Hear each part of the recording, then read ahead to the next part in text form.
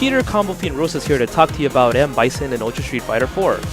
M. Bison has always been considered solid, but with his low damage output, not all that intimidating. Let's see if that issue was resolved as we look at some of his more prominent changes.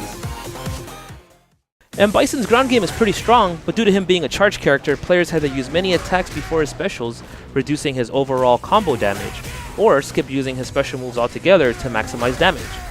To fix this, we've made his far-standing middle punch special cancelable.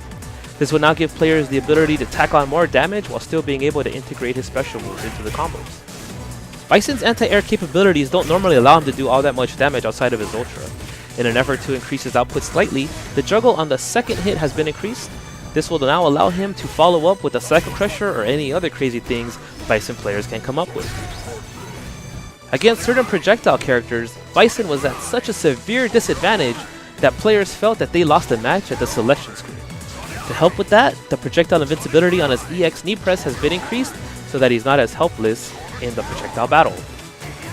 Bison's mobility paired with his abundance of escape options made it rather difficult for players to put pressure on Bison effectively. To address that, the recovery on his teleport has been increased by just a little bit, meaning that Bison players will now have to use it a bit more intelligently or face being punished by the opponent.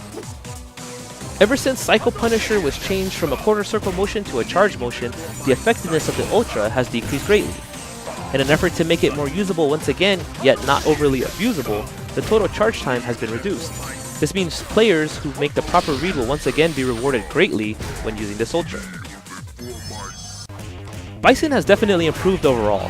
His inability to fight certain projectile characters has been improved, as was his overall damage output, which was specifically viewed as one of, if not his primary weakness. Although one of his methods of escape has been weakened, his other options remain untouched, which means he'll still have ways out of pressure if played correctly.